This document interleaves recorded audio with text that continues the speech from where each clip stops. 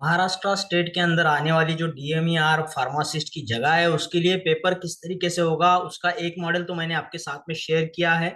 ये दूसरा model paper है जो मैं आपके साथ शेयर कर रहा हूँ। इसका मकसद यही है कि आप लोगों को पेपर का पैटर्न समझ में आए। तो जिस तरीके से मैंने आपको बोला है कि ये 5 ग्रुप में खुलेगा, ठीक है, आपका पेपर जो है 5 ग्रुप में खुलेगा, जिसमें अलग अलग तरीके के सेक्शन से जो है अलग अलग क्वेश्चंस को इंक्लूड किया जाएगा। और एक सेक्शन के लिए आपको 18 मिनट का टाइम दिया जाएगा। जो पूरा 5 सेक्शन जो है ये अलग अलग पेपर, उसके लिए आपको 1.5 घंटे का टाइम दिया जाएगा, ठीक है। तो यहाँ से जो है जैसे ही आप एक सेक्शन खोलोगे, उसको 5 सेक्शन में से एक सेक्शन जैसे खोलोगे तो इस तरीके का कुछ पेपर आपके सामने खुलेगा। तो ये मॉडल पेपर है दोस्तों, तो इसको यहाँ पे आप समझने की कोशिश करिएगा। आपको 18 मिनट के अंदर इस पेपर को सॉल्व करना है, तभी आपको दूसरा जो ग्रुप होगा वो खुलेगा, ठीक है। ग्रुप की बात कर रहा हूं मैं, group A, group B, group C, group D, group E, इस तरीके से 5 ग्रुप में पेपर आएंगे। एक ग्रुप का टाइमिंग 18 मिनट का रहेगा। निगेटिव मार्किंग है नहीं, तो आप सभी क्वेश्चंस को सॉल्व करोगे। तो इसमें अलग अलग सेक्शन, जैसे आपका मराठी ग्रामर आएगा, 3 क्वेश्चंस वहां से लेंगे। इंग्लिश के ग्रामर से 3 क्वेश्चन लेंगे। फिर आपका लॉजिकल रीजनिंग एबिलिटी होगा, वहां से 3 क्वेश्चंस आएंगे। जीके होगा, 3 क्वेश्चंस आएंगे। तो इस तरीके से अलग अलग सेक्शन से आपके 3 3 क्वेश्चंस आएगा। और आपका जो टेक्निकल क्वेश्चंस वाला है, जिसमें फार्मेसी का जो सिलेबस है उसको 8 क्वेश्चन से इंक्लूड किया जाएगा, ठीक है। तो इस तरीके से यहाँ पे पेपर आपके सामने है। तो देखिए इसको सॉल्व करते हैं। तो मैं पहले तो मराठी के क्वेश्चंस पढ़ूंगा। तो पूछा गया है, लघड़पणा या शब्दाचा विरुद्ध अर्थी शब्द कोणता। तो इसका आपको अपोजिट वर्ड बताना है, लघड़पना, जिसका सही जवाब है यहाँ पे मर्यादाशील करके, ठीक है। मर्यादाशील उसका जो होगा सही जवाब होगा दोस्तों। फिर पूछा है, निकेतन शब्दाचा समानार्थी शब्द कोणता। निकेतन के लिए एकदम आपको सिमिलर वर्ड बताना है। जैसे यहाँ ऑप्शन दिए, घाट है, घर है, आश्रम है, धर्मशाला है, तो यहाँ से घर जो है वो सही जवाब होगा। नेक्स्ट वाला सवाल है आपका मराठी में से, ये तीसरा आखिरी सवाल रहेगा एक ग्रुप में, ठीक है। तो पुढे दिलेल्या शब्दाचा अचूक अर्थ सांगा विभावरी। विभावरी शब्द का आपको सिमिलर वर्ड बताना है, क्या होगा इसका अर्थ। तो इसका अर्थ यहां से देखिए, प्रतिबिंब, जनता, मैत्री या फिर रात्र। तो इसका सही जवाब हो जाएगा रात्र, ठीक है। तो ये रात को दिया हुआ वर्ड है विभावरी। अब यहाँ 3 सवाल आपके मराठी के हो जाएंगे, फिर आपके सामने आएगा इंग्लिश से, ठीक है। इंग्लिश जो भी है यहाँ से कवर किया जाएगा, जिसमें यहाँ एक सवाल को इंक्लूड किया गया है। देखिए, select the most appropriate idiom in to fill in the blank, ठीक है। जो भी आप ब्लैंक की जगह पे रखना पसंद करोगे, यहाँ से सही वाला ऑप्शन रख दीजिए। क्या पूछा है, the unexpected discovery in the experiment, ठीक है।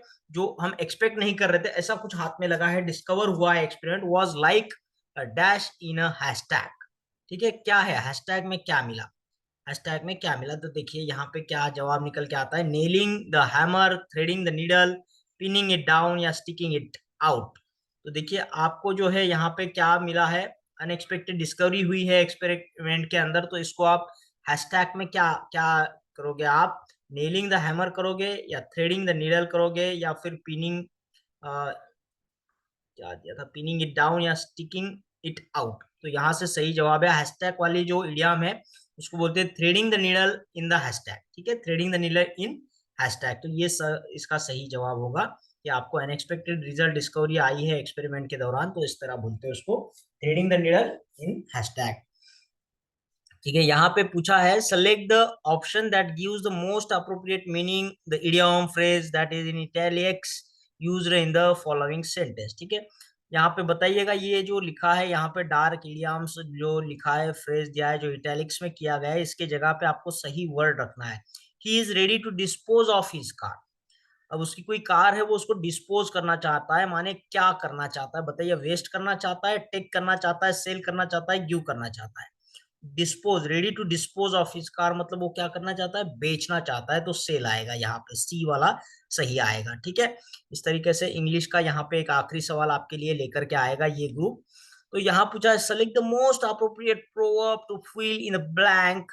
द सेज सेड दैट, किसी होशियार आदमी, सेज कुछ बात कर रहे हैं, क्या बता रहे हैं वो, that dash dash because of dash dash, कुछ हो रहा है किसकी वजह से, ऐसा बोल रहा है, ठीक है। तो यहाँ पे clothes don't make a man, where there is a will there is a way, ऐसा कुछ नहीं होता है, ठीक है। ये थोड़ा सा गलत है, मिसमैच है। Beauty is only skin deep, beauty is only skin deep because, यहाँ पे लिखेंगे बिकॉज, ठीक है। All that glitters is not gold, क्योंकि चमकने वाली हर चीज सोना नहीं होती। और ब्यूटी जो है स्किन के ऊपर नहीं रहती, स्किन डीप रहती है, अपने अंदर रहती है, क्योंकि जो भी चमकता है वो सोना नहीं होता है, ठीक है। यहाँ पे थोड़ा सा मैचिंग हो रहा है, आपको समझ में आ रहा होगा, मैच हो रहा है, ठीक है। ब्यूटी जो है वो ऊपर स्किन पे नहीं होती, स्किन के अंदर होती है, स्किल में होती है। Because all that glitters is not, जो भी चमक रहा है वो सोना नहीं है, ये मैच हो रहा है। Teach a man to fish because a man it जज by the company he keeps, ऐसा कुछ होता नहीं है, ठीक है। Laughter is the best medicine because, ठीक है, laughter is the best medicine है तो सही, because one can make hay while the sun shines, ऐसा कुछ नहीं होता, ठीक है। ये कुछ भी दो बातों को जोड़ने की कोशिश कर रहा है, तो यहाँ से बी वाला जो है ऑप्शन वो सही हो जाए। Beauty is only skin deep, जो भी है अपने अंदर होता है, बाहर से उसको जज नहीं किया जा सकता, बिकॉज जो भी चमक रहा है वो सोना नहीं होता, ठीक है। यहाँ से आपके 3 इंग्लिश के क्वेश्चंस खत्म हो जाएंगे दोस्तों। अब आपको जाना है आपका लॉजिकल रीजनिंग जो होगा उसके अंदर, ठीक है। पूछा है what should come in place of question mark in the given series, यहाँ पे एक सीरीज दिया हुआ है, क्वेश्चन मार्क की जगह पे कौन सा नंबर आएगा आपको बताना है।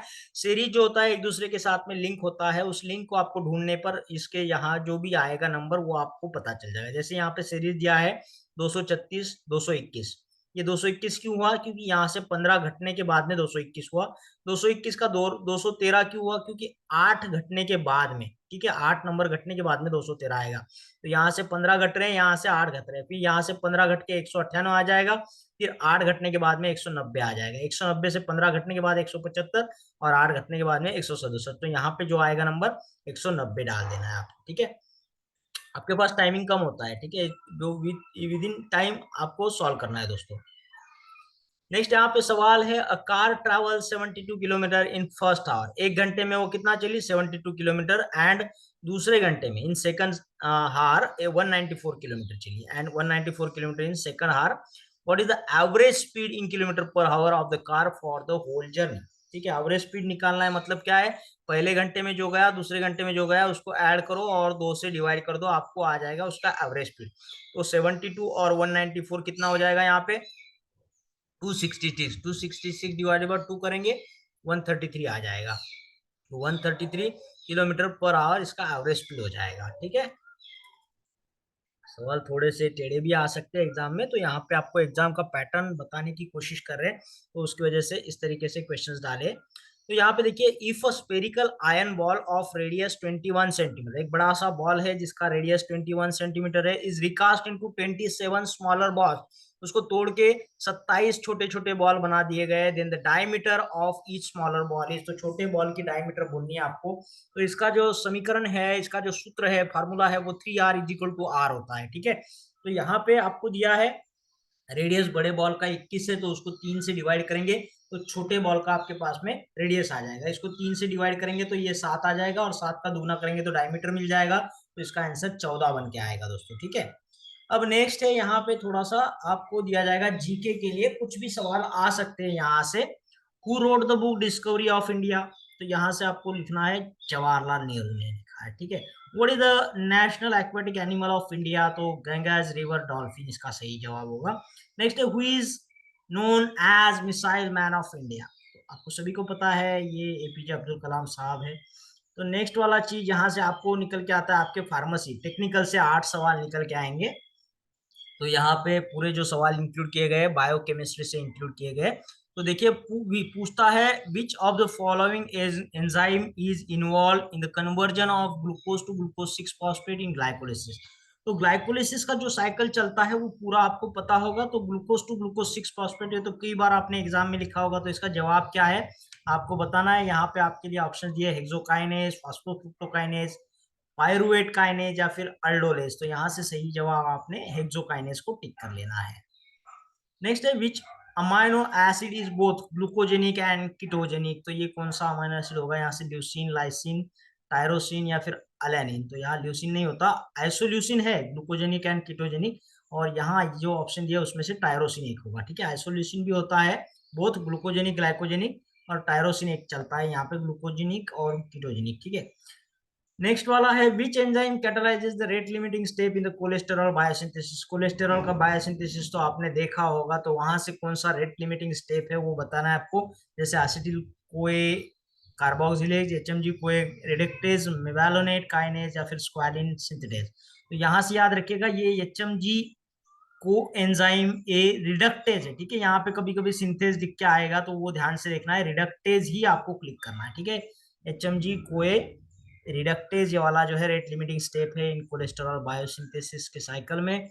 फिर which vitamin is required for the synthesis of the coenzyme A. Coenzyme A बनाने के लिए आपको कौन सा विटामिन होना जरूरी है, तो यहाँ से आपको दिया है B1, B2, B5 या B12, तो यहाँ से पेंटोथेनिक एसिड B5 वाला विटामिन जरूरी होता है। फिर पूछा है urea is primary produce in which organ of the human body. Urea cycle कहाँ चलती है पता है ना आपको, लीवर में चलता है, तो लीवर इसका सही जवाब होगा। Urea is primarily produced in the liver, ठीक है। किडनी, लीवर, इंटेस्टाइन, जो भी ऑप्शन दिया है आपने लीवर को टिक कर देना है, ठीक है। पैनक्रियाज भी दिया हुआ है। नेक्स्ट सवाल है यहाँ से, विच of the following lipoprotein has the highest cholesterol content. Cholesterol किसमें बहुत ज्यादा होता है, दिया है चाइलोमाइक्रॉन, VLDL या फिर LDL या फिर HDL, ये सारे लाइपोप्रोटीन के टाइप्स है। इनके high density, low density, very low density, तो यहाँ से पूछा है सबसे ज्यादा किसके पास है कोलेस्टेरॉल, तो LDL जो होता है ना इसके पास सबसे ज्यादा में होता है। इसके पास तो TGs होते हैं, ट्राइग्लिसराइड्स, तो जो कोलेस्टेरॉल है वो LDL के पास में ज्यादा होता है। HDL जो है तो गुड कोलेस्ट्रॉल होता है, ठीक है। What is the function of the enzyme DNA polymerase. DNA polymerase, अब ये DNA का DNA ही बनाएगा, DNA पॉलीमरेज है ना, तो DNA से DNA बनने वाला।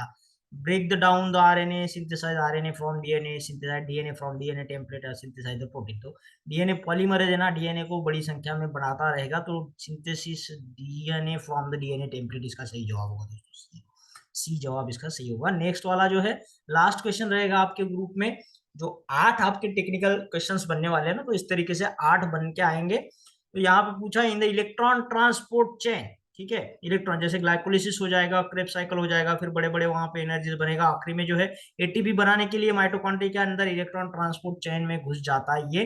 तो फाइनल इलेक्ट्रॉन एक्सेप्टर कौन है, वो ATC जो भी आपका साइकिल है, इलेक्ट्रॉन ट्रांसपोर्ट सिस्टम जो है, उसमें फाइनली इलेक्ट्रॉन कौन किसको मिलता है, ठीक है, ये पूछा है। तो NAD+, FAD+, ऑक्सीजन या फिर ATP। तो इस साइकिल में इलेक्ट्रॉन ट्रांसपोर्ट चेन में आखिरी बार इलेक्ट्रॉन को एक्सेप्ट करने वाला जो है यहाँ पे ऑक्सीजन होता है दोस्तों, ठीक है।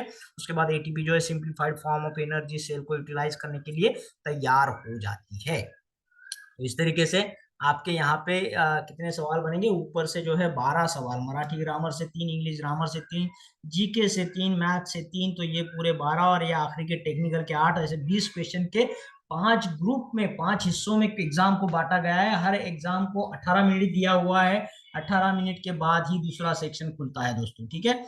तो इस तरीके से आपका एग्जाम होगा, जो पूरा हर क्वेश्चन जो है 2-2 मार्क के हिसाब से यहाँ पे 200 मार्क का एग्जाम हो जाएगा आपका, और कोई निगेटिव मार्किंग नहीं रहेगी, आपको सारे क्वेश्चन सॉल्व करना है।